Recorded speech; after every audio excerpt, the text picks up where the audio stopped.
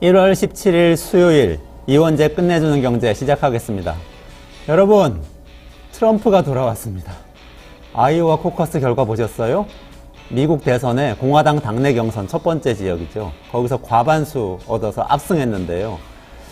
이대로 트럼프가 직진해서 11월에 미국 대통령이 다시 된다면 어떤 일이 생길까요? 우리나라 큰일 났어요. 윤석열 대통령이 가치 외교한다면서 미국하고 일본하고 지금 계속 공을 들이고 있잖아요. 그러면서 우크라이나에 사실상 무기를 보내고 러시아하고는 사실상 등을 진 상태인데, 트럼프는 당선되면 바로 우크라이나 전쟁 끝내겠다고 이미 공약을 했습니다. 푸틴하고 러시아하고 가까이 지내겠다는 얘기잖아요. 근데 어제 이승원 평론가하고 우리 얘기 나눴는데, 북한의 김정은은 우리나라 지금 적국으로 헌법에까지 규정하겠다고 하면서 전쟁 위협을 하면서 동시에 푸틴하고 정상회담 하려고 공들이고 있잖아요. 그러면 트럼프, 푸틴, 김정은 이렇게 같이 연결이 되면 우리나라 국제적 왕따 되는 거 아닌지 모르겠어요. 너무 걱정이 되는데, 왜 그러냐 하면 아이오와 선거 결과 보니까요, 트럼프가 무섭게 진화했습니다. 옛날에 원래 트럼프는 러스트벨트의 저소득 백인 노동자 계층이 소외감 때문에 선택했던 후보였어요. 그러니까 원래는 고학력자들은 보수적인 분들이라도 미국에서 공화당원이라도 심지어 트럼프를 굉장히 경멸을 했다고요. 저 사람 막말하고 그런 사람 아니냐 해서 다른 후보들을 계속 찾았었거든요. 실제로 팍스뉴스 조사를 보니까요, 1년 전만 해도 공화당 내에서 트럼프를 지지하는 백인 대졸자, 이 사람들이 30%밖에 되지 않았어요. 30%. 1년 전에 30%. 그런데 지금 어떠냐? 올해 초에 조사한 거 보니까 60%로 늘어났습니다. 그러니까 1년 전에는 디센티스라는 이번에 아이오와에서 2등 했던 후보, 그 후보보다도 트럼프가 밀리고 있었는데요. 지금 완전히 역전을 해서 이제 앞으로 쭉 직진하는 그런 이 분위기인 거예요. 아이오와에서 승리한 것도 이런 이 대졸자들이 트럼프 지지자로 바뀌었기 때문에 그런 겁니다. 이게 근데 역설적인데요. 트럼프가 사법 리스크에 굉장히 시달리고 있잖아요. 벌써 연방정부에서 4건이나 기소를 한 상태고, 그런데 이 사법 리스크 때문에 동정론이 일어서 고학력자들까지 트럼프를 지지하게 됐고, 공화당은 트럼프로 뭉쳤다. 이게 뉴욕타임즈의 엊그제 기사에 나온 분석입니다. 사실인 것 같아요. 저도 보니까 바이든 정부에서 사실은 미국 역사상으로는 최초예요. 우리나라는 많았지만 전직 대통령을 기소한 게 사실 미국에선 처음이거든요. 기소를 했고, 그 다음에 또 얼마 전에 콜로라도주 법원에서, 그리고 메인주 법원에서, 주 법원이지만 트럼프는 반역에 참여했던 사람이기 때문에 공화당 경선에도 참여 자격이 없다, 이런 판결을 내렸어요. 근데 이런 판결들이 다 사실은 바이든, 민주당, 그리고 법률가들, 이런 엘리트 계층이 트럼프를 탄압하고 있구나 라는 정서를 미국의 공화당원들 사이에 불러일으켰다는 거죠. 그래서 고학력자, 백인들까지 다 트럼프를 지지하게 됐다는 겁니다. 이게 뭐 기소하고 단죄하고 뭐 사법 처리하고 이런 게 사실 국민들의 마음을 제압을 하지는 못하는 거죠. 그리고 민주주의가 사실 이래요. 민주주의 사회에서는 법으로 표를 이길 수가 없다는 걸 트럼프가 사실 저는 보여주고 있는 것 같아요. 저는 트럼프 지지자 아닙니다. 트럼프 발언 문제가 굉장히 많다고 생각을 하지만 이분이 미국 대통령이 될 수도 있는 사람이기 때문에 여기서 우리가 무엇을 배워야 하는지는 철저하게 공부를 해서 익혀야 된다고 생각합니다.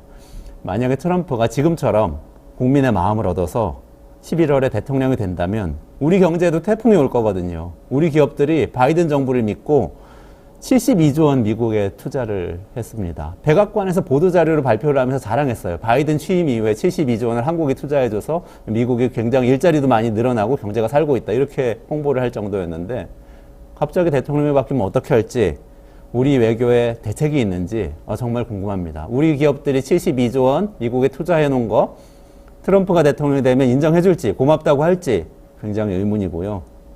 좀 깊이 생각을 해봐야 될 것 같습니다. 오늘 끝내주는 경제에서 다룰 내용 좀 미리 소개해 드릴게요.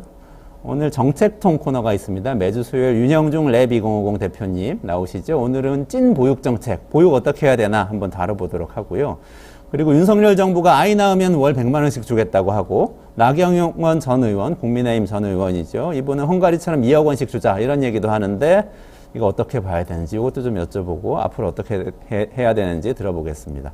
그리고 쓰레기 박사님이죠. 홍수열 소장님, 자원순환경제사회연구소 소장님 오시는데요. 건설 폐기물 대책 여쭤볼 건데 이거 굉장히 중요해요. 윤석열 대통령이 얼마 전에 재건축 때 안전진단을 사실상 무력화하고 재건축을 규제를 완화해서 굉장히 많이 늘리겠다고 발표를 하셨잖아요. 근데 건물들을 부수고 새로 지으면 새로 짓는 집만은 우리한테 보이지만 사실 굉장한 쓰레기가 나옵니다. 이 건설 폐기물 어떻게 해야 되는지 오늘 홍수열 소장님께 자세히 여쭤보도록 하겠습니다.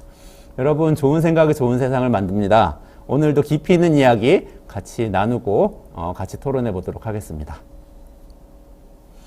네, 바로 윤형중 대표님 모셔서 오늘 찐 보육 정책에 대해서 한번 이야기 나눠보도록 하겠습니다. 네, 어서 오세요. 네, 안녕하세요. 네, 안녕하세요. 네, 윤석열 정부에서 부모급여를 영세의 경우에는 뭐 월 100만 원씩 주겠다고 발표를 했고 지금 시행이 되고 있는 거죠. 그리고 충북에서는 출산 육아 수당을 1,000만 원 주겠다 이런 얘기도 하고 나경원 전 의원, 그러니까 저출산 고령사회위원회 부위원장도 했었는데 이분은 뭐 2억 원까지 지급하는 헝가리 모델 도입하자 이런 얘기도 최근에 하고 하는데 지금의 저출생 이 보육 정책 전반을 어떻게 이해하는 게 좋을까요? 진짜 센 정책도 하나 더 있는데요. 뭐죠? 예, 신생아 특례 대출이라고요. 2년 이내에 신생아가 태어난 가구에게는 묻지도 따지지 않고 5억 원을 대출해 줍니다. 아주 저리예요. 예, 그래요? 올해부터 시행, 올해 1월부터 바로 시행입니다. 예. 이자는 시중이자 아니고 정부가 그 혜택을 주는 아주 저금리 1%에서 2, 3% 이내로 해줍니다. 저도 그 얘기 듣고서 드디어 집을 장만할 수 있는 것인가 하고서 가정에서 진지한 논의를 한번 해봤을 정도로 그러면 특단의 정책이긴 합니다. 전례 없는 정책입니다. 네. 아이를 한 명 더 낳고 대출을 받아볼까 이런 저는 이미 생각을 자녀가 2명 있거든요. 그래서 아무래도 쉽지 않은 결정이지만 한번 고민하게 만든 또 많은 사람들을 고민하게 만드는 한국 같은 나라에서 내 집 장만을 할 수 있는 그런 정책이니까요. 예. 근데 그런 것들이 실효성이 있어요. 왜 뭐 저출산 대책에 뭐 100몇 조 원 썼는데 뭐 계속 출산율 떨어지기만 한다 뭐 이런 기사도 많이 봤는데. 네. 정확히 따지면은 일단 100몇 조 원 썼다는 말부터 좀 잘못된 얘기인데요. 그 얘기는 조금 나중에 이제 미뤄두고 일단 윤석열 정부의 저출생 대응을 어떻게 봐야 되느냐 총평을 먼저 하자면은 원래 그러니까 올해 나오는 정책들이 나오기 전까지는 윤석열 정부의 저출생 정책을 이렇게 평가할 수 있을 것 같아요. 저출생 정책이 저출생의 원인이다. 이게 무슨 말이냐면은 정책이 원인이라고요? 예, 저출생과 관련된 해법, 또 해법에 담긴 인식들이 저출생을 만드는 원인이라는 거예요. 그러니까 혹시 기억하실지 모르겠는데 윤석열 대통령이 대통령 후보 시절에 저출생에 관해서 거의 최초로 언급했었던 그 발언이 뭐였냐면은 저출생의 문제가 페미니즘 때문이더라고. 그랬었나요? 예, 한 것이었었어요. 그래서 언제 그랬죠? 후보 시절에. 대선 후보 시절에? 후보 시절에 이렇게 얘기했습니다. 그래서 일단 페미니즘에 대한 뭐 여러 사람들의 생각이 있을 수는 있겠으나 이 저출생과 같이 중차대한 문제를 이제 갈라치기의 사안으로 좀 접근하는 이제 정책적 접근이 아니라 갈라치기 사안으로 접근을 한 바 있었고요. 그리고 두 번째로 기억나는 정책은 정책이라고 할 수 있는 것은 학령 연령을 하향하는 정책이었습니다. 그게 한 1년 반 전에 그 박순애 교육부 장관 아주 짧게 하신 분인데 그 교육부 장관에 의해서 갑자기 급작스럽게 대통령 보고 때 급작스럽게 나와가지고 발표된 발표가 아니라 뭐 언론에 어떻게 대통령 보고 내용에 포함됐다는 식으로 이렇게 저렇게 보도된 내용이었습니다. 근데 그 내용이 담긴 인식이 뭐냐면은 아이들이 학교 졸업 연령도 늦어지고 또 군대도 갔다 와야 되고 취업도 늦어지고 하니까 학교를 1년 빨리 보내서 빨리 졸업하고 빨리 결혼해서 빨리 애 낳으라는 취지였어요. 예. 그래요? 예.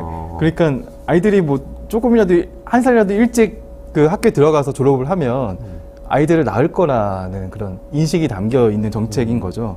근데 한국에 그 말씀하시고 그것 때문에 그만두신 거 아닌가요? 아니었던 맞아요. 그렇죠? 그 말 때문에 바로 그만두게 되었습니다. 그래서 지금 이제 박주호 장관이 다시 이제 이주호 장관. 이주호 장관이 이제 컴백하신 거고요. 네. 그래서 제가 이제 이런 말들 많이 해왔거든요. 그러니까 우리나라에서는 이상하게 저출생 정책과 저출생 대책들이 저출생 원인인 것 같다. 지지난 정부에서는 가임기 여성지도라는 걸 만들어서 가임기 여성이 그 각 지자체별로 어디 포진되어 있는지 이런 지도를 만드는 막 일들도 했었고요. 또 박근혜 정부 때는 보육 예산 가지고 막 그 싸우다가 유치원 어린이집들이 뭐 올스톱 되는 그런 일들 또 2번이나 겪었었거든요. 그래서 많은 보육 대책들이 저출생의 원인을 제공한 측면들이 상당수 있었는데요. 최근에 나온 정책들을 보면은 이제 거기서는 좀 벗어났다. 거기서는 좀 벗어났는데 어떻게 비교할 수 있냐면은 이렇게 산불이 막 났잖아요. 예전에는 산불 났으면은 좀 놔두던가 아니면 막 소화기로 가서 조금 끄던가 이런 수준이었다면은 이제 큰일 났다 싶어가지고 헬기 동원해서 막 물을 이제 뿌리고 있는 거예요. 네, 네. 근데 문제는 지금 산에 가서 담배 피는 문화가 만연해요. 그건 고치려고 하지 않는 거예요. 그건 고치려고 하지 않고 원인을 고치지 않는다. 불난 것만 일단은 끌려는 노력들을 하고 있다. 그래도 이전에는 오히려 거기서 더 불지피는 역할을 했었다면은 지금은 이제 끌려는 노력들을 하고 있다. 약간 그 정도의 변화라고 너무 박하게 평가하는 것 같지만 그렇게 평가하고 할 수 있을 것 같습니다. 아까 그 122조 원 썼다 뭐 이런 거 다 사실 아니라고 말씀하셨는데 실제로 우리가 그 저출생 또는 보육 정책에 쓰는 예산이 얼마나 되나요? 그게 2023년 기준으로는 50조 원 정도라고 얘기를 하더라고요. 50조 원이요? 예. 근데 저한테 또 이 방송에 출연하는 또 나라살림연구소 이상민 그 연구위원 같은 분에게 저출생 예산은 얼마예요? 라고 물어본다면은 아마 20조 원부터 150조 원까지 원하는 대로 뽑아줄 수 있습니다. 네. 그게 무슨 얘기냐면은 우리나라에서 예산 어느 분야의 예산이라고 얘기할 때 각 부처별 예산이라고 표현한다면은 이거는 뭐 늘리고 줄일 수가 없어요. 근데 성인지 예산, 저출생 예산, 뭐 적폐청산 예산 이런 식의 하나의 주제어를 붙여가지고 예산 규모를 갖다가 얼마냐고 물어본다면은 공무원들이 마음대로 여러 사업들을 그 예산에 넣을 수도 있고 뺄 수도 있습니다. 예를 들어서 아동학대를 방지하기 위한 예산, 군 인력 개편을 하기 위한 예산 같은 경우에는 이게 저출생 예산일까요? 아닐까요? 저출생 예산이라고 딱지가 붙을 것 같아요. 네, 놀랍게도 지난해 50조 안에는 다 이런 예산들, 사업들까지도 다 저출생 예산들에 그렇지만 포함되어 직접적인 있습니다. 효과는 없을 거 아니에요. 그렇죠. 뭐 것들이. 물론 학대받지 않는 아동이 환경이 있어야 뭐 출생할 여건이 된다라고 얘기할 수는 있겠으나 그렇게 따지자면 이 세상이 나아지게 만드는 모든 예산들이 다 저출생 예산이 되는 것이죠. 그래서 저는 한번 예전에 제안을 한번 했었는데요. 이 방송에서 한번 기회를 주셨으니까 제안을 하자면은 저출생 예산이란 말을 아예 쓰지 말자. 그리고 굳이 쓰고 싶으면 저출생 직접 예산과 저출생 간접 예산이라는 표현을 쓰자. 라고 한번 제안을 한 바 있어요. 그래서 저출생 직접 예산이 뭐냐면은 이 저출생 간접 예산에 관계가 있는 50조 원 다 들어간다면은 여기에 직접적으로 관련이 있는 것만 한번 추려보자는 거예요. 그런데 나름대로 추린 결과가 국제적인 통계가 있긴 있습니다. 이게 OECD의 사회 지출 예산이라는 통계가 있는데요. 네. 사회 지출 예산 SOCX라고 이제 하는데 그 안에 패밀리 스펜딩이라는 그 예산 규모가 있습니다. 거기 기준으로 보면은 한국은 OECD 평균이 한 2.1% 되는데 한국은 1.5% 정도 되거든요. 그래서 전체 예산 중에서 GDP 대비입니다. GDP 대비 OECD 평균 한 2.1%를 패밀리 스펜딩, 네네네. 보육과 관련된 예산이라고 네. 쓰고 있는데 가족 한국은 정책. 네. 1.5% 정도. 1.5%. 예, 그러니까 사실은 OECD 평균보다도 한 3분의 2 정도밖에 안 되는. 한국이 OECD 지출이네요. 국가 중에서 저출생이 제일 심각하거든요. 그렇죠. 독보적으로 심각하거든요. 근데 거기에 평균에도 못 미치는 수준의 돈을 쓰고 실제로는 있는 예산을 쓰지 않고 있다. 그런데 눈 가리고 아웅. 많이 쓰고 있는 것처럼 마치 언론에는 계속 보도가 되는 눈속임을 하는 거죠. 네, 아. 이 얘기는 정말 심각한 문제인데 언론에서 이상하게도 계속 돈을 많이 쓰고 있다는 것처럼 보도가 거의 대다수가 되고 있습니다. 이 문제는 꼭 시정이 필요한 문제예요. 그리고 아이 데리고 길거리 다니면은 사람들이 자꾸 이런 시선으로 보는 것 같잖아요. 맞아요, 정부 맞습니다. 예산 엄청 많이 퍼다 쓰는 사람이 저기 지나가고 저기 있구나. 지나가고 있다. 또 낮에 나와서 차 마시고 있으면 카페에서도 차 마시고 놀고 있는데. 있구나. 뭐. 아니 이 세상에 카페에서 차 마시면서 욕 먹는 사람은 양육자밖에 없어요. 예. 그러니까 유모차 밀고 가는 게 죄인인 것처럼 예. 취급받는다는 거죠. 마치 돈을 많이 쓴다라고 계속 언론에서 프레이밍을 하니까 그것도 잘못된 프레이밍인데. 자, 이거 예. 진짜 잘못된 얘기인 것 같아요. 돈을 사실 우리는 OECD 평균의 3분의 2밖에 쓰고 있지 않다. 맞습니다. 예, 예. 저출생. 그게 팩트입니다. 예. 부모님들은 그렇게 많은 것을 누리지 못하고 있다. 오히려 중요한- 못 누리고 있습니다. 중요한 예. 팩트네요. 예. 아까 말씀하신 걸로 돌아가서 보육 정책에 오히려 저출생 문제를 야기한다 이런 얘기 하셨거든요. 네. 근데 생각해 보니까 그게 조금씩 저도 기억이 나요. 옛날부터. 옛날에 예를 들면은 박근혜 정부 때 무슨 보육 정책을 더 잘한다고 뭘 발표했는데 보육 대란이 일어서 네. 많은 분들이 분노했던 그런 기억도 나고. 아, 네, 맞습니다. 그 보육 대란이 맞죠, 제 기억에? 네, 네, 두 번 있었습니다. 근데 뭐 이렇게 한번 말씀드려 볼게요. 그 애는 엄마가 키워야지. 이런 말씀을 하시는 어르신들이 좀 계시잖아요. 네. 물론 이제 그 시절에는 그게 이제 고정적인 인식이었다고 하더라도 이런 인식이 과연 정책이 될 수 있을까요? 애는 엄마가 키워야지. 정책이 될 수는 없죠. 그 남녀를 구분할 수는 없는 거예요. 왜 아빠가 키우면 안 되죠? 네, 꼭 엄마 아빠가 또 전담해야 되나요? 그리고 사회가 어느 정도, 갈 수도 있고. 사회가 어느 정도 분담해야 되고 또 어떻게 보면은 한 아이를 키우면 마을이 필요한 것처럼 지역 커뮤니티도 어느 정도 분담을 해야 되는 일인 거죠.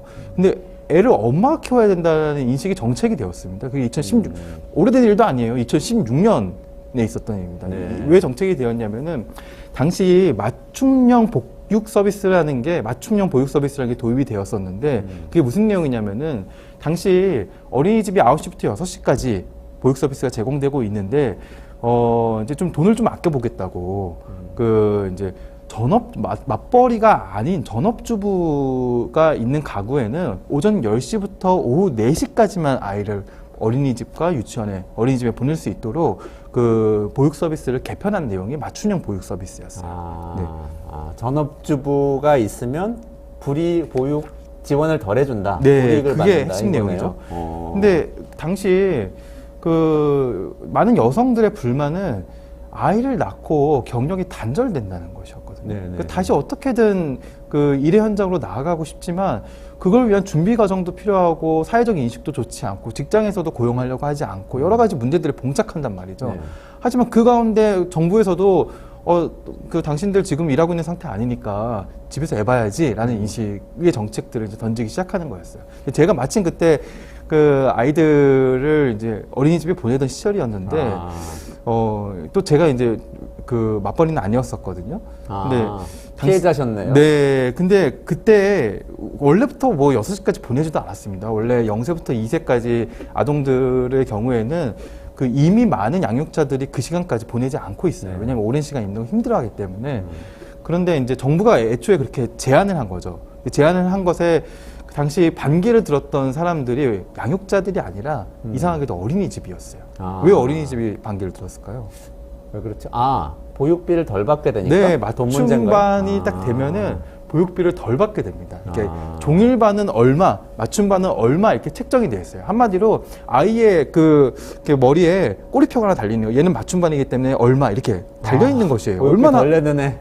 얘는 도입비를 덜 내는 애로 진짜 너무 취급을 심하다. 받는 거예요. 그러니까 저는 어린이집 아이를 보내면서 진짜 이런 정책이 어떻게 이럴 수가 있지? 그러니까 이런 고민 생각들을 하면서 당시를 지켜봤었고 그걸 우리가 불만 삼아서 보육 체계가 멈춘 게 아니라 어린이집이 화나가지고 왜 보육비를 덜 주냐 화나가지고 보육 체계가 잠시 멈췄었던 일까지 발생했었습니다. 그게 보육 대란이군요. 그게 보육 대란이었어요. 그게 두 번 있었던 건가요? 아니, 두 번째는 이것도 상당히 문제가 있는데 박근혜 정부가 당시 이제 어린이집 보육 체계를 완전히 무상 보육을 실시하겠다는 공약을 내세우면서 마치 중앙 정부가 이 무상 보육의 비용을 다 낼 것처럼 이렇게 공약에서는 구체적인 공약의 문장을 이렇게 쓰지는 않았지만 그렇게 이제 받아들여지게끔 선거 캠페인을 하고 다녔었거든요. 그때 국가 완전 책임제라고 하는 용어를 썼던 것 같은데. 네, 그런 비슷한 표현도 쓰긴 썼습니다. 네네. 그래서 언론도 그렇고 뭐 누구도 그걸 의심하지 않았거든요.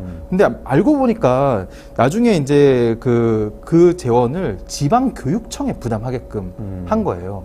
그래서 지방교육청과 중앙정부 사이에 연례 행사처럼 그 돈을 누가 내야 되냐라고 서로 싸우면서 그 돈이 가지 않았고 연초마다 막 어린이집이 잠시 멈추고 막 그런 일들이 연례 행사처럼 반복됐었습니다. 그러다가 2016년도에 당시에 이제 집권 여당이 총선에서 패배하면서 그걸 아예 법률로서 이제 명확히 한 거 중앙정부 책임이다. 근데 당시 그때 쌓았던 돈의 규모가요 얼마일 거라고 생각하세요? 얼마나 되죠? 그게 한 2조 원에서 4조 원 정도 이제 수준이었습니다. 당시 예산 규모로도 1%가 채 되지 않는 규모였거든요.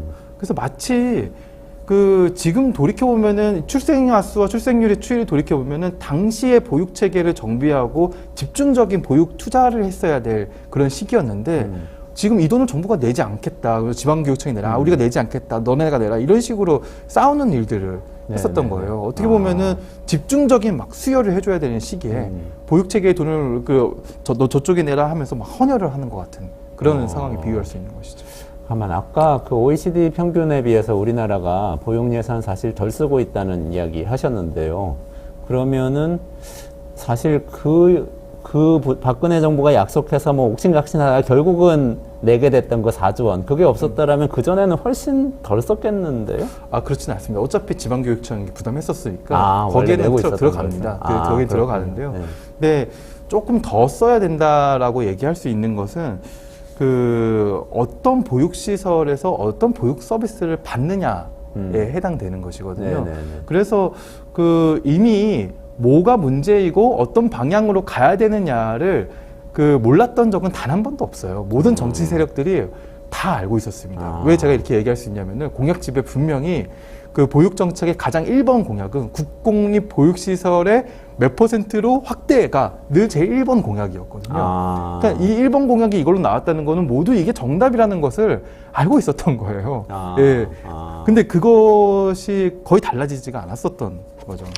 국공립 보육시설은 다들 가고 싶어 하잖아요, 사실. 아이들 보내고 싶어 하고. 그래서 뭐 거기 가려고 굉장히 기다리기도 하고 그랬었던 걸로 저는 기억하는데 요즘은 조금 나아졌다고는 합니다만. 근데 한 가지만 제가 더 짚고 싶은데 그 교육과정 관련된 논란도 있지 않았어요? 그 누리과정, 아까 말씀하신 그 두 번째 보육대란이라는 그 누리과정하고 관련된 네, 거잖아요. 맞습니다. 누리과정, 어린이집하고 유치원 통합하는 그 얘기죠. 누리과정이라는 것은 이미 도입된 제도고요.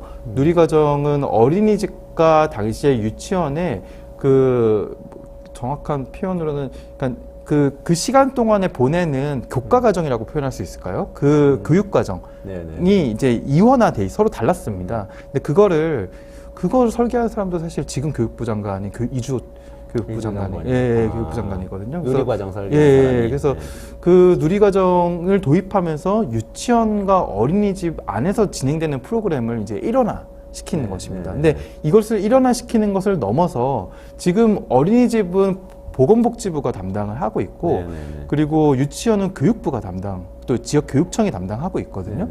또 거기에 대해서 담당하는 기관이 다르다 보니까 고용체계부터 시작해서 처우 그리고 여러 가지 운영체계가 다 이원화돼 있고 달라지는 그런 문제가 있습니다. 그래서 요거를 하나의 체계로 합쳐서 운영하자. 그래야지 좀 일관된 보육 담당자들, 보육 수요자들도 일관된 서비스를 받을 수 있고 또 거기서 종사하는 사람들도 조금 더 처우가 나아질 수 있다라는 취지에서 시작된 논의가 유보통합이고요.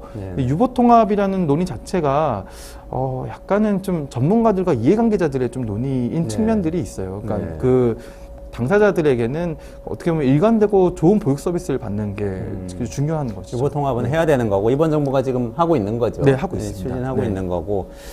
그럼 아까 국공립 어린이집 늘리는 게 굉장히 중요할 것 같은데 요즘은 근데 이게 어린이집 갈 어린이들이 줄어들어가지고 국공립 어린이집 가기가 예전처럼 어렵지는 않은 것 같더라고요. 국회 어린이집도 되게 인기 좋았는데 미달이 났다는 얘기도 놀라운 있고. 얘기입니다. 국회 어린이집 미달 났다는 상황이. 제가 첫 아이를 2014년에 낳았었고 2014년 태생이고 그때 2015년, 16년 정도쯤에 국공립 어린이집 서울 시내에 살았습니다. 입소 대기 신청을 출산 직후에 했더니 집 근처에서 1, 2km 방면에서 갈 수 있는 국공립 어린이집은 모두 다 대기 번호가 200번이 넘었습니다. 200번? 네, 200번. 미리 원래 이제 임신하자마자 해야 되고요. 또 국공립 어린이집이 잘 갖춰져 있는 또 동네들이 있거든요. 뭐 이제 잘 갖춰진 신축 아파트라든지 그런 데서 조금 상황이 달랐을진 모르나 대다수의 지역에서는 거의 이런 상황이었거든요. 통계로 말씀드리면은 2008년도에 국공립 어린이집의 비중이 전체 이제 어린이집 입소자들 중에서 비중이 10.8%인가 그랬거든요. 근데 2013년 5년 지난 2013년에 마찬가지로 한 10.5% 정도 돼요. 5년 동안 달라지지가 않았습니다. 근데 문재인 정부가 과감하게도 국공립 어린이집의 비중을 40%를 달성하겠다라고 공약을 내세웠거든요. 근데 40%는 당연히 달성을 못했죠. 그래도 상당한 수준의 진전이 있었던 게 20% 한 중반 정도를 달성했습니다. 그런데 통계를 잘 뜯어보면요. 우리가 퍼센트 같은 걸 따지면 늘 분모가 있고 분자가 있잖아요. 네네. 분자는 신축 어린이집의 뭐 개수 같은 걸 포함해서 어린이집의 그 정원이 늘어난 거고, 분모는 당연히 뭐겠어요? 전체 그렇죠. 전체 아동의 숫자잖아요. 네네. 전체 아동의 숫자도 문재인 정부 5년 동안 한 20-30만 명이 줄어들었습니다. 아, 그렇구나. 그렇기 때문에 20% 중반이 된 거지. 그 숫자를 빼면은 유지됐다고 하면 사실 20% 초반이나 10% 후반입니다. 그래서 물론 안 하진 않았으나 40% 달성 목표에 비하면 현저히 미진한 수준의 공약 달성이고요. 지금 윤석열 정부의 지난 2년 동안은 이제는 공약을 세울 필요가 없을 정도로 급격하게 국공립시설의 비중이 높아지고 있습니다. 왜냐하면 수요자들이 선택할 수 있는 상황이면은 국공립을 가거든요. 네. 네, 국공립은 교사들의 처우도 더 좋고 급여도 더 많이 받고, 또 그리고 한때 문제가 됐었던 뭐 원장들의 그런 전행이나 이런 문제도 전혀 발생하지 않고요. 또 문제는 지금 무상보육이라는 표현을 쓰지만 엄밀히 말하면 국공립 보육시설 이외에는 무상보육이 아닙니다. 각종 특별활동비, 각종 이제 뭐 교육비, 재료비 명목의 그런 이제 비용을 학부모들이 내게 됩니다. 하지만 이제 국공립 보육시설들은 그런 비용들을 일체 받지 않죠. 네, 네. 네. 그래서 당연히 좋은 보육 서비스와 아무 비용도 들지 않는 국공립 시설에 몰릴 수밖에 없게 되는 것이죠. 국공립 어린이집이 제일 좋고 늘어나고 있지만 미흡하고 더 늘려야 한다. 지금 그래도 조금 더 늘어나고 있기는 하다. 비율상. 비율상은 그렇습니다. 네. 네. 좋습니다. 어쨌든 그리 박차를 더 해야 될 거 하나만 더 여쭤볼게요. 사실은 그 윤석열 정부에서 늘봄학교라는 거를 시행한다고 하고 있는데 이게 지금 굉장히 현장에선 이슈인 것 같아요. 그래서 늘봄 학교가 어떤 건지 조금 소개를 해주시고 왜 논쟁거리가 되는지 좀 소개해 주시면 좋겠습니다. 늘봄학교라는 것은 아까 이제 박순애 장관이 학령 연령 하향 조정 때문에 이제 실각했었잖아요. 네네. 근데 그 다음에 바로 나온 얘기가 초등 전일제 교육. 전일제 교육. 네, 초등 네네네. 전일제 교육이었거든요. 그게 어떤 식으로 당시에 소개가 됐었냐면은 아이가 한 저녁 8시까지는 안정적으로 학교 안에서 돌봄을 받을 수 있게 네네네. 하겠다라는 취지의 정책이었어요. 근데 전일제 교육이라는 표현을 쓰니까 사람들이 무슨 아동 학대를 하려는 거냐, 아이를 아침부터 저녁까지 학교 안에 가둬두려고 하는 것이냐, 이런 비판을 받다 보니까 정부에서 이름을 늘봄학교라고 바꾼 것입니다. 그래서 초등 전일제 교육이라 그러면은 이게 뭔가 방과 후 이후에 뭔가 돌봄 과정이 있는 거구나, 여러 프로그램들이 있는 거구나, 누구나 직관적으로 인식을 할 텐데요. 늘봄학교로 이름이 바뀌다 보니까 좀 헷갈릴 수 있지만 사실상 같은 취지의 정책이고요. 실제로 지금 방과 후 돌봄 과정이라고 방과 후 돌봄 혹은 방과 후 교육 과정이라고 얘기할 수 있는 여러 과정들이 각 학교마다 시행이 되고 있습니다. 하지만 이게 학교마다의 편차가 상당히 심각하고요. 또 교육부와 교육청 차원에서 제대로 이제 체계적으로 시행되지 않고, 또 초중등 교육법 안에서도 이것들의 서비스를 공급하는 방과 후 선생님들에 대한 처우나 일자리에 대한 부분들이 규정되어 있지 않기 때문에 체계적으로 이것들이 공급되지 못하고 있습니다. 그래서 이번 정부에서는 초등 돌봄 절벽이라고 표현할 수 있는 학교에 아이들이 가기 시작하면 새로운 경력 단절되는 여성들이 굉장히 많다 그러거든요. 이게 굉장히 중요한 돌봄 절벽이라고 하고, 이 문제를 좀 받아들이기 시작해서 지난 대선 때부터 이제 방과 후 교육 과정, 방과 후 돌봄 과정을 좀 늘리겠다라는 공약을 좀 내세웠었는데, 여야가 다 내세웠었는데, 그것을 구체적인 명칭으로 이제 시행하고 있는 시범 사업이 늘봄학교인 것입니다. 근데 시범 사업이라서요, 참여하고 있는 학교 자체가 굉장히 적습니다. 그래서 지금 이런 정책이 시범 사업 수준으로 하고 있는 것 자체가 지금 우리가 왜 저출생 사회인 것인지 여실하게 보여주고 있는 것이죠. 네. 이거는 늘봄학교 같은 제도는 좀 늘려갈 필요가 있다, 이렇게 보시는 꼭 건가요? 비판할 만한 제도는 아닌데요. 그렇군요. 물론 이제 교사들이 상당히 좀 반발하고 있는 그런 측면들이 있기 때문에 학교 안에서 이 체계를, 업무 분장을 어떻게 할 것인지, 책임 소지를 어떻게 할 것인지, 이런 것들을 좀 체계적으로 가져갈 필요는 분명히 있습니다. 마무리하기 전에 그러면 찐 보육 정책 어떤 방향으로 가는 게 좋은지 한 말씀 해주시고. 정말 쉬워요. 아주 쉽고요. 제가 아까 말씀드렸던 대로 지금 많은 어린이집들, 유치원들이 폐원하고 있어요. 네. 막 그 어린이집과 유치원 예전에는 그 민간 어린이집들과의 갈등 때문에 국공립 어린이집 보육시설 유치원들 늘려가지 못했던 문제점들이 있었는데요. 지금 마침 폐원하고 있기 때문에 괜찮은 입지에 괜찮은 시설을 갖춘 어린이집 보육 유치원들을 정부가 사들이는 겁니다. 예. 유치원 정부가 사들인다. 네, 그렇게 큰 돈이 들지 않습니다. 거기에 정부가 원장부터 시작해서 선생님들을 괜찮은 처우로서 좋은 일자리, 괜찮은 일자리로서 그 국공립 보육시설의 체계를 지금 한 80%나 75%를 목표로 가지고 5년 동안 한번 열심히 해보는 겁니다. 충분히 달성할 수 있는 목표입니다. 얼마가 국공립을 되는지 사실상 대부분이 국공립 어린이집이 네, 되도록 한다. 우리가 대부분의 사회 서비스가 민간 비중이 한 10%잖아요. 근데 한번 보육 체계는 다르게 한번 해보자는 거예요. 80% 달성해보자는 것이고요. 방과 후 교육과정 이거 새로운 형태의 돌봄이자 교육 혁신이 될 수 있습니다. 그래서 이것을 또 좋은 일자리로 만드는 그런 일들을 지금 많은 이제 갈등을 조정해야 되는데요. 그것들을 한번 정부가 제대로 해본다면은 진짜 이 문제는 그 저출생 국면 난제긴 한데요. 이 문제부터 한번 해결하기 시작하면서 한번 상황을 지켜보자라고 한다면은 저는 분명히 해법이 있다고 생각합니다. 그렇군요. 요즘 예식장이 다 장례식장으로 바뀐다고 그러던데요. 그리고 뭐 유치원이 노치원이라고 그래서 노인시설로 바뀌고 있다고 하고 그거를 국공립 어린이집을 확대함으로써 조금 그래도 반전을 시켜보자 이런 말씀이신 거죠. 뭐 이런 돈 지어주면서 아이 낳아라 이런 것도 중요하지만요.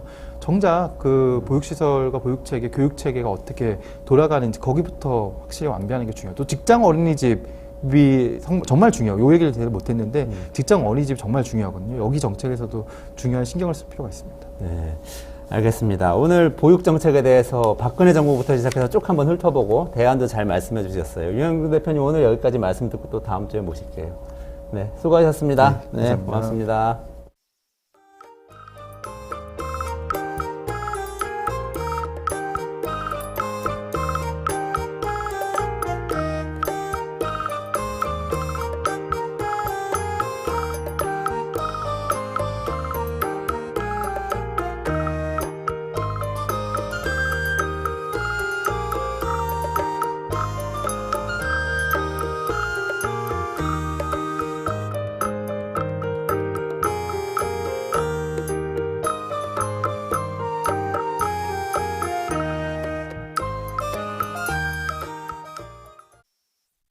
형사 벌칙 대상 행위 금융위는 여보세요? 결과 발견된 뭐 맨날 똑같지. 형사 벌칙 시간 없어. 대상이 되는 행보하여야 함. 나 시험 한 달밖에 안 남았어. 형사 규정 4조고요. 시정명령 문제는 또 언제 형사 푸냐. 규정 제27조입니다. 응. 지금 먹으려고.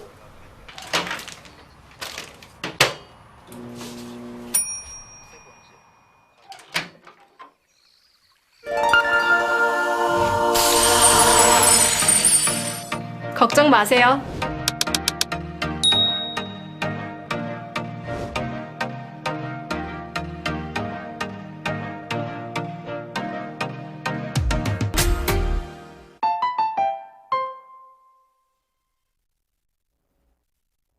네, 윤석열 정부가 이렇게 발표했죠. 대통령이 직접 발언을 하셨어요. 30년 된 아파트 안전진단 없이 재건축 과정 시작할 수 있게 하겠다. 사실상 이게 안전진단을 무력화해서 재건축 규제를 대폭 완화하고 대폭 늘리는 그런 결과를 가져오지 않을까 이런 이 평가가 많이 있는데요.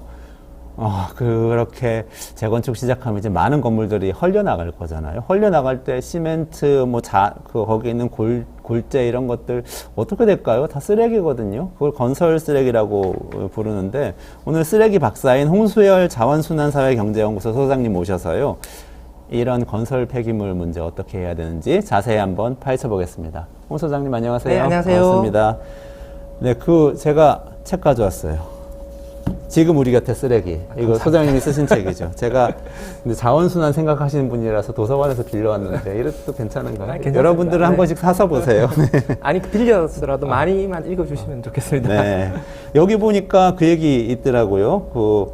우리나라 건물 중에서 30년 이상 된 건물이 전체 면적의 17%나 된다고 하셨는데 요거는 생각해보니까 30년 넘으면 우리 재건축 할 수 있게 돼 있었으니까 기존 제도로도 17%나 되는 면적의 쓰레기가 엄청 나오겠다 이런 생각을 했는데 또 이번에 그걸 또 완화하겠다고 하니까 더 이게 늘어나는 나는 거 아닌가 하고 굉장히 좀 걱정이 됐는데 어떻게 보셨어요? 일단 책을 썼던 시점에서는 2020년 통계를 이용했거든요. 2020년에서는 30년 이상 된 노후 건물이 17%였거든요. 2022년 기준으로 하면 21%예요. 그러니까 시간이 지나면 지날수록 30년 이상 된 노후 건물의 비율이 점점 더 크게 증가할 수밖에 없는 것이죠. 왜냐하면은 1990년대 이후로 그 건물들이 엄청나게 빠른 속도로 늘어나기 시작을 했거든요. 지금도 거의 매년 1억 제곱미터 이상씩 건물의 연면적이 증가하고 있어요. 아, 그래요? 1억 제곱미터 정도면 대전시의 총 건물 연면적만한 건물들이 지금 우리나라에 매년 지어지고 있는 거예요. 매년 지어지고 있다고요? 그렇죠. 그리고 대전시만한 그렇죠. 그게 그 양들이 지금 계속 늘어나고 있는 추세이기 때문에 지금 우리나라에서 발생하고 있는 건설 폐기물은 1990년대 이전에 지어진 건축물의 철거 과정에서 주로 발생한다라고 보면 앞으로는 90년대 이후에 지어진 신도시정의 건축물들이 철거되기 시작을 했을 때 어마어마한 건설 폐기물의 쓰나미가 밀려올 거다. 지금까지 경험해 보지 못했던 건설 쓰레기 처리 문제에 직면하게 될 것이다. 라고 하는 것인데요. 지금 여기에 정부 발표가 기름을 부어버린 것이죠. 거죠. 그 심상정 의원이 작년에 국감 때 얘기한 거 보니까 1기 신도시 재건축만 해도 한 7억 톤 정도 쓰레기가 나온다고 얘기를 했던데 저는 7억 톤이 어느 정도인지 감이 잘 안 오는데 실제로 그렇게 심각한 건가요? 지금 우리나라에서 연간 발생하는 건설 쓰레기 양이 한 8,700만 톤 정도. 1년에. 예. 그러면 1기 신도시 재건축이 그거의 10배 정도나 가져온다는. 그러니까 제가 말씀드렸잖아요. 지금 발생하는 건설 쓰레기는 주로 90년대 이전에 지어진 건물의 철거 과정에서 발생되는 것이다. 이게 한 8,700만 톤, 이게 계속 8천만 톤에서 9천만 톤 사이에서 계속 변동이 있긴 한데 어쨌든 이 정도 발생하는 것만으로 우리나라 전체 쓰레기 발생량의 거의 한 45% 내외를 차지하고 있거든요. 전체 쓰레기라고 하면은 우리가 매일 이렇게 갖다 버린 쓰레기 봉투, 종량제 봉투에 나가는 쓰레기 이런 거 다 공장에서 나오는 사업장 쓰레기, 가정에서 나온 생활 쓰레기, 건설 현장에서 나온 건설 쓰레기, 크게 이 세 종류로 구분하는데 이게 연간 2억 톤 정도 발생을 해요. 이 중에서 건설 쓰레기가 한 8,500만 톤 내외로 매년 발생하고 있다라고 하게 되면은 그 비율로 따지게 되면은 한 45% 내외를 차지를 하고 있거든요. 그럼 지금 발생하고 있는 건설 쓰레기만으로도 전체 쓰레기 발생량의 대부분을 차지하고 있는데 앞으로 이 양이 기하급수적으로 증가할 수도 있다. 그러니까 그 기존에 우리가 해왔던 방식대로 그대로 가게 되면 30년 지났으니까 이 노후된 건물이야. 이제는 그거 부셔야 돼. 철거하고 새로 지어. 이런 그 기존의 방식들을 앞으로 그대로 시켰다라고 했을 때는 건설 쓰레기 발생량이 감당할 수 있겠느냐라는 것도 한번 생각해 봐야 될 것 같아요. 아니 제가 어디 기사에 보니까 가로 세로 100m 이렇게 쌓아 올리면은 1년치 건설 쓰레기가 잠실 롯데타워 17개 합친 높이가 된다. 이런 얘기도 한 8,700만 톤 정도를 그러니까 비중 1 정도라고 그냥 심플하게 단순하게 계산을 하게 되면 100m에서 쌓아 올리면 그 높이가 그 롯데타워의 한 17배 정도 될 거다. 이렇게 계산이 나오죠. 그렇군요. 계속 늘고 있고요. 그게 지금 2000년도에 우리나라 건설 쓰레기 발생량이 한 2,900만 톤 정도였어요. 그래요? 2010년이 되면은 6,500만 톤이에요. 약 한 4천만 톤 증가를 해요. 그리고 2010년에서 2020년까지 약 2천만 톤 증가해요. 그러니까 건설 쓰레기 발생량의 증가 속도라고 하는 것은 어마어마한데 이게 주로 1990년대 이전의 건축물들의 철거 과정에서 주로 많이 발생했다라고 보면 그 이후에 우리나라에서 이제 집중적으로 지어지기 시작했던 건축물들이 철거되기 시작하면 네. 이 양 자체가 사실은 가늠이 안 되는 것이죠. 이 한국 사회가 이 쓰레기를 감당할 수 있을 것이냐라는 것들을 좀 생각을 해봐야 되는 것이죠. 그럼 지금도 건설 쓰레기가 전체 절반 가까이 된다고 말씀하셨는데 계속 늘 거다 말씀하셨는데요. 궁금해지는 게 우리 집에서 그래도 쓰레기 관리 열심히 하잖아요. 재활용도 이렇게 분리 배출도 하고 매주 다 하시는데 그 집에서 나가는 거는 비중이 얼마나 돼요? 한 13% 정도 돼요. 한 2,300만 톤 정도. 생활 쓰레기가 2,300만 톤 정도 차지하거든요. 아, 그리고 건설 쓰레기는 8,700만 톤인데? 그 한 생활 40, 쓰레기는? 40. 그러니까 무게로 따지게 되면 네네. 건설 쓰레기는 콘크리트잖아요. 네네네. 종량제 봉투잖아요. 그러니까 네. 무게로 따지게 되면은 건설 쓰레기 비중이 압도적으로 높을 수밖에 없고요. 네네네. 부피 기준으로 따지게 되면은 뭐 종량제 봉투가 산처럼 쌓이는 그런 아. 더 심하죠. 그럼 우리 열심히 하는 거 아무 소용 없는 거 아닙니까? 건설 쓰레기 이렇게 재건축 한 단지 해버리면은 우리 뭐 서울 시내 모든 가구가 열심히 조금 줄이는 게 큰 소용이 없는 거 아닌가 그러니까 이런 이제 생각이 또 드네요. 그러니까 결국은 건설 쓰레기와 공장에서 나오는 사업장 쓰레기와 생활 쓰레기 각각이 다 문제다라고 봐야 되는 네, 것이죠. 네, 네. 왜냐하면 생활 쓰레기의 책임은 우리가 많이 가지고 있으니까 우리는 생활 쓰레기 문제를 해결하기 위해서 노력을 해야 되는 건데 네. 사실은 건설 쓰레기의 비중이 이만큼 높다라고 하면은 전체 쓰레기 위기 관리 측면에서 우리만 잘한다고 해서 쓰레기 위기를 돌파할 수 있다 이렇게 볼 수는 없는 거잖아요. 그러니까 네. 건설 쓰레기도 또 건설 쓰레기를 특화해서 이 건설 쓰레기의 위기 관리 어떻게 할 거냐. 다 그렇게 하기 위해서는 건설업자들은 또 이 부분에 대해서 어떤 역할을 할 거냐. 이런 부분들이 좀 더 분야별로 네네. 대책들이 나와야 되는 거죠. 네. 그러면 차근차근 한번 짚어볼게요. 건설 쓰레기라고 하면 그럼 보통 어떤 게 있습니까? 시멘트 같은 게 나오는 건가요? 지금 제일 많이 나오는 게 폐콘크리트예요. 폐콘크리트. 예, 네. 폐콘크리트가 전체의 65%를 차지해요. 아, 대부분이네요. 예, 예. 그러니까 사실은 건물을 철거하면서 나오는 콘크리트 덩어리들이 건설 쓰레기의 대부분을 차지한다. 두 번째가 폐아스콘인데요. 이거는 도로를 철거할 때. 아, 그 아스콘 도로를 깔아놨잖아요. 철거하죠. 네. 아스팔트 그것들을 철거할 때 나오는 게 폐아스콘이거든요. 네. 그게 한 16%를 차지를 해요. 그러니까 폐콘크리트와 폐아스콘 두 가지만 합치더라도 한 80% 네. 정도를 차지를 하는 것이고요. 나머지가 그 뭐 폐벽돌이라든지 폐기와라든지 네. 뭐 다음에 여러 가지 그 석고보드라든지 이런 식의 불연성 폐기물들이 나오고요. 그 외 폐목재가 나올 것이고 그 외 이제 합성수지, 뭐 창틀이라든지 장판 같은, 네. 네. 뭐 전선, 뭐 이런 식의 그 다음에 건축용 단열재 같은 합성수지 폐기물 이런 것들을 우리가 폐목재부터 플라스틱까지 해서 가연성 쓰레기라 그러거든요. 네. 네. 네. 그러니까 콘크리트를 중심으로 한 불연성 쓰레기가 전체 한 90%를 차지를 하고요. 네. 폐목재를 비롯한 가연성 쓰레기가 한 10% 정도를 차지를 해요. 아, 그렇군요. 그러면은 그거는 쓰레기를 재활용이 되나요? 건설 쓰레기도? 아니면 뭐 태워야 되나요? 어떻게 해야 되나요? 불연성 쓰레기니까 태울 수는 아, 없죠. 그러네요. 이제 콘크리트는. 건설 쓰레기 문제가 전체의 한 45% 정도를 차지하는데 네. 왜 건설 쓰레기가 문제다라는 얘기가 많이 안 나오지? 라고 하실 텐데요. 건설 쓰레기는 수치상으로 보게 되면 재활용률이 어마어마하게 높아요. 아, 그래요? 얼마나 됩니까? 지금 2021년 기준으로 보게 되면은 99%예요. 아, 그래요? 거의 다 재활용되면 문제가 별로 없는 거 아니에요? 건설 쓰레기 다 재활용되네, 문제 없네, 이제 이렇게 생각을 하는데요. 이게 통계의 함정이죠, 역시. 우리나라의 지금 건설 쓰레기 재활용률 통계라고 하는 거는 재활용 업체에 들어간 양을 얘기해요.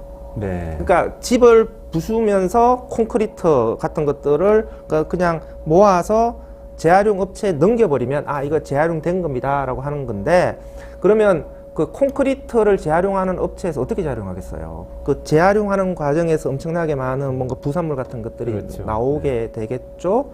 그리고 이렇게 만든 그 재생 원료, 이걸 우리가 이제 골재를 대체한다라고 해서 순환 골재라고 해요. 그러니까 모래라든지 자갈 같은 것들을 대체를 해주는 네. 그런 골재를 만들거든요. 네. 왜냐하면 콘크리트 자체가 시멘트, 모래, 자갈 이렇게 만들잖아요. 네네. 그게 한 1대 3대 4, 뭐 이런 비율로 썩는단, 1대 3대 6 이런 네. 비율로 썩는단 말이에요.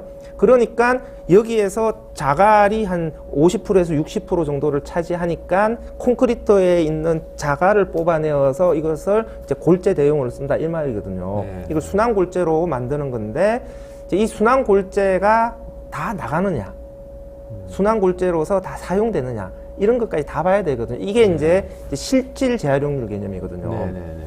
실질 재활용률 개념으로 보기에 이게 정확한 통계가 나오지는 않습니다. 그 해마다 또 시장 상황에 따라서 변동이 일어나는데 99%보다는 훨씬 낮아요. 아, 네네네. 그랬을 때 환경부에서 몇 년 전에 발표한 자료에서의 건설 폐기물의 순환 이용률은 한 76% 이 정도 봤거든요. 76%, 4분의 3. 예전에는 또 그보다 더 낮다. 실제 순환골재 생산된 것들 중에 한 절반 정도만 사용되고 절반은 또 재활용 업체에 쌓여 있다. 또 이런 네. 얘기도 있었어요. 아. 그러니까 지금 순환골재 자체가 생산한 만큼 계속 빠지면서 순환이 잘 된다. 이렇게 보기는 어렵고요. 순환 이용률을 76%만 보더라도 네. 건설 쓰레기 양 자체가 워낙 많으니까 네. 실제 재활용이 안 되는 양 자체가 엄청나게 많이 나오게 되는 것이고 이게 매년 쌓이다 보면 그 양 자체가 계속 부담이 되겠죠. 4분의 1이면은 뭐 8천만 톤쯤이라고 잡으면 그 중에 4분의 1이면 2천만 톤 정도는 그냥 순수하게 계속 쓰레기로 쌓인다. 건설 폐기물이 이렇게 볼 수는 있겠네요. 그렇죠. 재활용 업체 주변에서 계속 쌓여 있는 양으로 계속 그런 양들이 쌓이게 되는 현상들이 발생을 하게 되겠죠. 그런데 그러면 재활용 안 되면 계속 쌓아 놓습니까? 아니면 그게 나중에 또 매립이 되거나 소각이 되거나 이렇게 또 가나요? 건설 쓰레기도? 실태 조사를 정확하게 한 곳이 없는데요. 근데 보면은 건설 폐기물 재활용 업체로 가게 되면 해마다 주변에 산이 생겨요. 산. 그렇죠. 이렇게 순환골재를 생산해서 그게 다 안 팔리게 되면 주변에 네. 쌓아놓게 되거든요. 그러니까 아, 그걸로 우리가 생각할 수밖에 없죠. 쓰레기 산이 생긴 것이다. 그런데 이거는 이제 그 플라스틱이 아니잖아요. 그러니까 그 토사, 그 흙이라든지 아니면 콘크리트가 부서주면서 그 돌가루 같은 게 떨어져 나오는 네. 거거든요. 그러니까 이런 게 흙하고 섞여서 그리고 순환골재도 이제 사실은 언뜻 보면 돌덩어리처럼 보이는 거거든요. 네. 그런 게 이제 쌓이니까 폐기물이 쌓인다 이렇게 또 우리는 생각을 안 하죠. 육안상으로 보게 되면 그렇긴 하지만 엄연하게 건설 쓰레기들이 그렇게 처리가 되지 못하고 계속해서 하나의 산 형태가 되고 있다 이렇게도 봐야 되는 거죠. 아, 그 불법 매립하는 건가요? 그게? 아니면 뭐 거기에서 갖고 있는 걸로 치면 그거는 불법성은 없고 그냥 괜찮은 지금은 건가요? 기준이 바뀌어서 순환 골재는 쓰레기로 안 봐요. 그러니까 순환 골재를 쌓아두고 있으니까 폐기물 매립이다 이렇게 보기는 어렵긴 한데 바람직한 현상은 아닌 것이죠. 그러니까 그렇군요. 그 건설 쓰레기가 통계상으로 봤을 때 뭐 98%, 99% 재활용되고 있으니까 재활용 잘 되니까 뭐 문제 없는 거 아니냐. 네. 이렇게 볼 문제는 아니다라고 네. 생각이 들고요. 네네. 다음에 그 순환 골재의 재활용의 내용을 봐야 된다고 생각해요.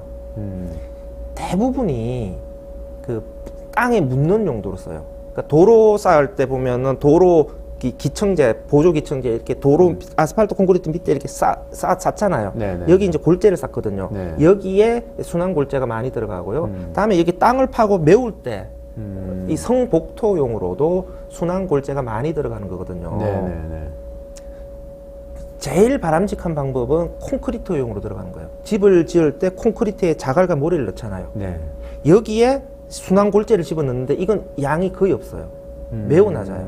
왜냐하면 그 정도의 고품질의 순환 골재를 못 만들거든요. 네네네. 그러니까 순환 골재의 품질 수준이 높지 않단 말이에요. 그러다 보니까 뭐 도로 까는데 이런 데 주로 땅에 묻는 용도로 쓴단 말이에요. 그러면은 사실 우리나라의 도로 공사가 지금 인프라가 계속 어느 정도 한계상에 도달하고 있는 거잖아요. 네. 만약에 도로 공사가 원활하지 않으면 더 갈 데가 없어지는 상황이 발생을 하는 거죠. 그러니까 계속 집을 부수면서 이 콘크리트는 엄청나게 많이 발생을 하고 여기에 또 집을 지어야 되니까 골재 수요량은 엄청나게 증가하는데 그 집을 부숴서 나온 콘크리트에서 나오는 골재가 다시 집을 짓는 데 들어가는 이 순환 구조가 아니란 말이에요. 그러니까 다른 용도로 빠져나온단 말이에요. 그런데 이 순환골재를 받아들이는 공사는 도로공사 같은 다른 용도의 공사예요. 네. 근데 이런 공사가 무한하게 팽창되지 않으면 어마어마하게 쏟아져 나오는 이 건설 쓰레기를 받아줄 곳이 없어지는 거죠. 그러니까 이게 순환골재의 유통이라고 하는 측면에서 앞으로 수요 공급의 불균형이 매우 커질 가능성이 있다. 지금처럼 재건축이 무분별하게 엄청나게 확대돼 버리면 이걸 과연 우리가 감당할 수 있겠느냐. 그래서 또 다른 의미에서의 쓰레기 대란이 발생할 수 있다라고 생각을 합니다. 그러니까 지금까지는 순환골재를 만들어서 그 품질이 높지 않더라도 우리가 도로도 계속 깔고 있으니까 도로 깔 때 그냥 그 아래 묻으면 되는 거였기 때문에 뭐 재건축을 대규모로 하고 순환골재를 사용해서 도로를 계속 건설해 가면서 뭐랄까 쓰레기 처리가 계속 되었는데, 만약에 우리가 도로를 계속 확장할 게 아니라면 어느 순간에는 멈춰야 되는데 멈추는 순간에 재건축 쓰레기로부터 온 쓰레기가 오면 처리가 곤란해진다, 이런 그렇죠. 말씀이신 이제 거죠? 토목공사 쪽에 주로 순환골재들이 많이 빠져나갔는데 이제 어쨌든 그 순환이 원활하게 되려면 다시 콘크리트용으로 그게 순환골재가 들어가야 되는데 이게 굉장히 고품질 순환골재예요. 그러면 이제 콘크리트 덩어리에 이게 시멘트와 모래와 자갈이 같이 굳어져 있는 거잖아요. 이걸 깨트리면서 안에 있는 자갈을 골라내야 돼요. 그리고 이걸 물에 씻어야 돼요. 시멘트 가루를. 지금 그렇게는 안 하고 있고요. 지금은 이제 금파쇄라고 해서 그 자갈에 시멘트 같은 것들이 묻어 있는 상태로. 그러니까 콘크리트용으로 못 쓰는 거죠. 그러네요. 왜냐하면은 흡수율이 떨어지기 때문에 단단하게 굳지를 않아요. 이물질이 많이 있으면. 그러니까 깨끗하게 씻어내어서 이물질을 다 제거를 해줘야 콘크리트용으로 쓸 수 있는데, 이러면 비용이 엄청나게 증가를 하게 돼요. 그러면 잘못하게 되면 천연골재보다 재생골재 가격이 더 비쌀 수도 있죠. 지금은 순환골재가 천연골재 가격이 한 60% 정도를 차지를 하거든요. 그런데 진짜 다시 콘크리트용으로 들어갈 수 있을 정도의 품질을 확보하려면 순환골재가 천연골재 가격보다 더 비싸질 수도 있어요. 그러면 이 문제를 어떻게 해결해야 될 거냐? 건설공사를 하는 쪽에서 비싸더라도 순환골재를 의무적으로 써라. 이렇게 되거나 아니면은 건설 쓰레기를 배출하는 곳에서 그 정도의 고품질의 순환골재를 만들 수 있을 정도의 처리비를 부담을 하거나 이런 게 있어야 되는데, 지금 이렇게 건설 쓰레기를 배출하는 건설사들은 쓰레기 처리비를 많이 주기 싫어. 다음에 순환골재를 써야 되는 건설사들도 그 비싸게 돈 주고 순환골재는 쓰기 싫어. 이런 상황이단 말이에요. 그러다 보니까 그 고품질의 순환골재가 이 시장에서의 주류가 되지 못하는 문제가 발생을 하는 것이죠. 그래서 재건축을 활성화시켜서 건설 쓰레기를 앞으로 엄청나게 쏟아져 낼 거면 이 부분과 관련된 대책도 같이 세워야 되는 거라는 것이죠. 결국은 싸게 재건축을 하는 시대가 오면 안 된다. 지금은 재건축을 하려면 그로 인한 건설 쓰레기 문제가 커질 수밖에 없으니까 건설 쓰레기 처리 비용, 재활용 비용이 같이 높아져야 된다. 이런 비용까지 부담하면서까지 재건축을 할 거냐, 이런 신호를 줘야 되는 것이죠. 저도 딱 생각했거든요. 지금 재건축을 간절하게 원하는 주민들이 계시잖아요. 근데 주민분들은 재건축을 하면은 추가로 뭔가 집의 면적을 넓히거나 추가로 지어서 일반 분양해가지고 또는 뭐 내 집을 더 면적을 넓혀나 좋게 만들어서 비싸게 팔 수 있을 거라는 기대 때문에 하시는 건데, 이 건축 과정에서 쓰레기 처리 비용은 사실 사회에서 부담해야 되는 거라면 그러면 이게 맞는 건가 하는 생각이 들어요. 그렇죠. 재건축에 따르는 이익은 주민들과 건설사들이 다 가져가게 되고 그로 인한 쓰레기 처리 부담은 사회가 떠안아야 된다면 이것도 공정하지는 않는 것이죠. 그래서 이게 건설 쓰레기 처리와 관련된 비용들도 그 수익을 얻는 사람들이 같이 부담을 해주는 쪽으로 저는 제도가 개선되어야 된다라고 생각을 합니다. 말하자면 재건축 하시는 분들이나 또 시공하는 건설회사가 그런 비용도 감당을 해야 한다. 그러니까 핵심은 건설사들인 거죠. 건설사들이 결국은 건설 쓰레기를 배출하는 배출자임과 동시에 순환골재를 사는 수요자이기도 하거든요. 네네네. 그러니까 네. 건설 쓰레기의 순환의 시작과 끝점에 건설사들이 있는 것이죠.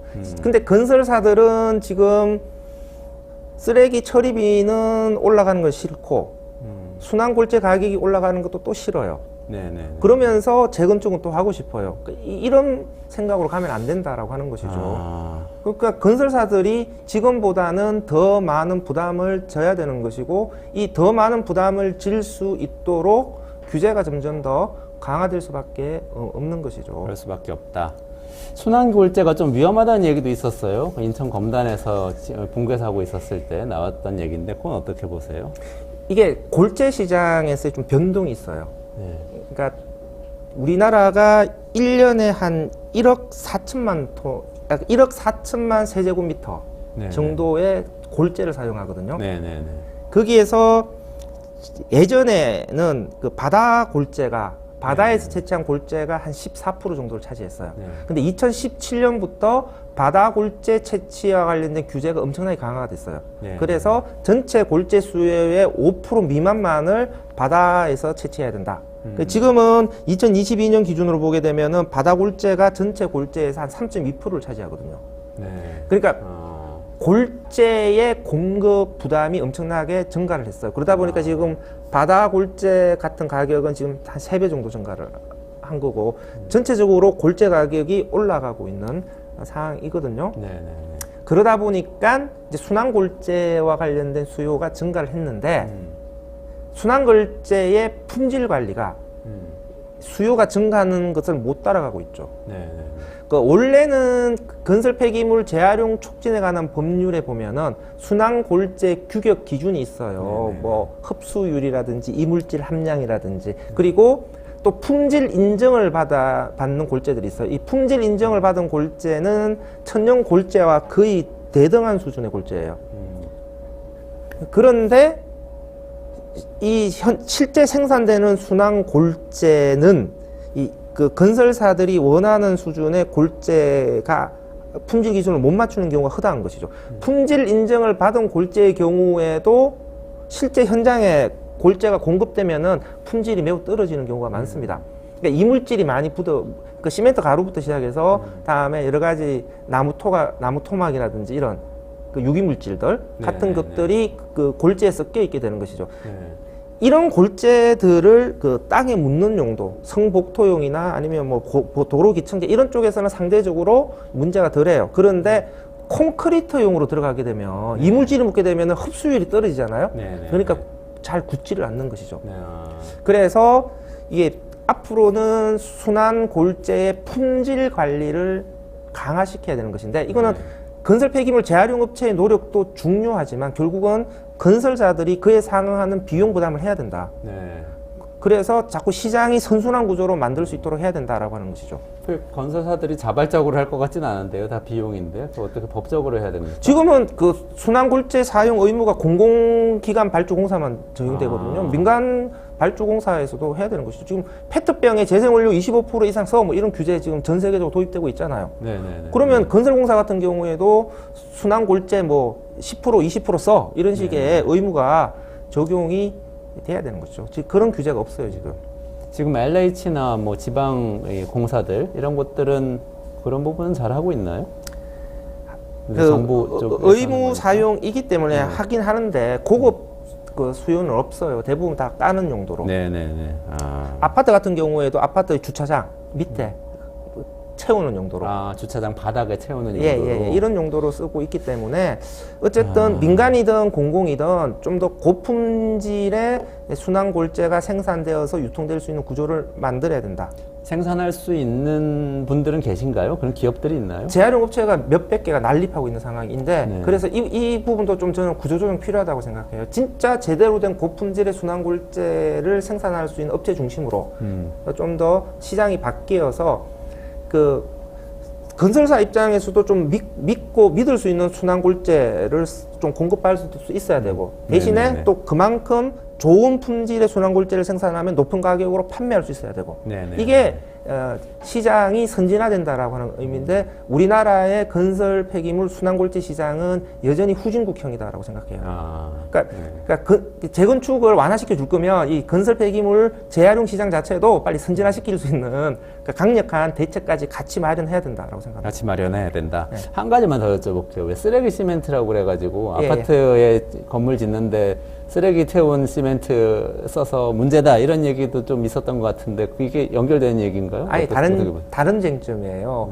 쓰레기 시멘트는 저는 별도로 다뤄야 된다고 그래요? 생각을 해요. 이거는 저 가연성 특히 플라스틱 쓰레기의 그 처리 시장과 관련된 좀 문제거든요.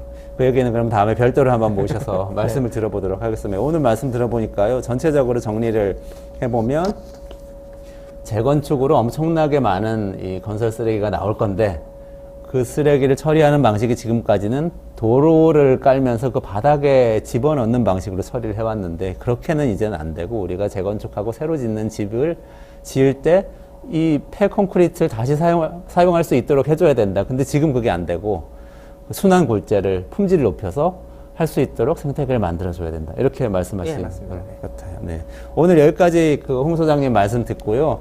어쨌든 뭐 재건축 규제 완화해서 너무 많은 건물을 무너뜨리고 짓는 것 좀 저는 그렇게 탐탁치는 않은데 어쨌든 그렇게 해야 된다면 그 쓰레기 처리 대책은 반드시 잘 마련하고 진행을 해야 되겠습니다. 홍 소장님 오늘 말씀 감사합니다. 네, 감사합니다. 네.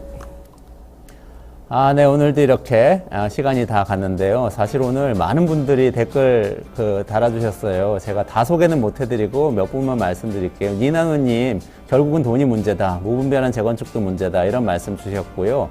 그리고 빈실버님, 보육 논의 한 거 중에서 조금 편협한 정보가 있었다. 현장 전문가, 정책 전문가, 부모가 같이 좀 논의하도록 해주면 좋겠다.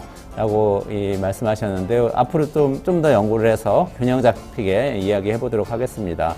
레커그나이즈님 또 오셨네요. 반갑습니다. 문제가 많다는 말씀 해주셨고요. 이기수님도 굉장히 그 말씀 잘 주셨는데 환경 오염 물질 많이 발생하는 사람이 그만큼 책임도 져야 된다.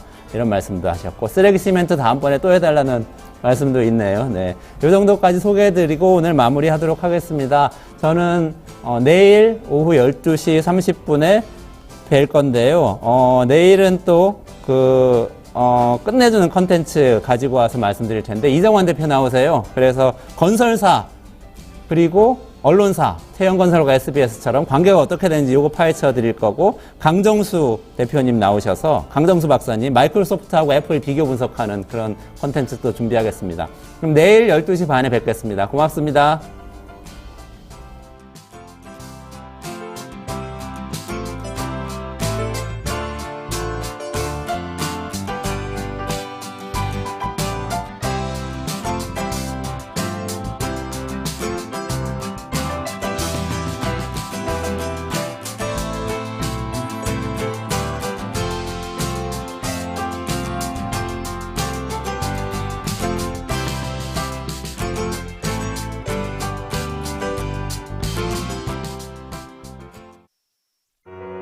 우리아이 재단에서 뜻을 함께할 정기 후원자분들을 기다립니다.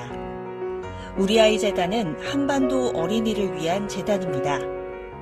배고픈 어린이들에게 영양 가득한 국수를 보내고 영유아 자폐 조기검사 지원, 베이비박스의 이유식 정기 배달, 중증장애 및 취약 아동들을 지원하고 있습니다. 따뜻한 손길을 이어주는 분들께 우리아이 팔찌와 감사 선물을 드립니다. 지속적인 지원을 통해 더 많은 어린이들에게 도움을 줄 수 있도록 정기 후원자가 되어주세요. 후원 문의 02-2128-3344, 2128-3344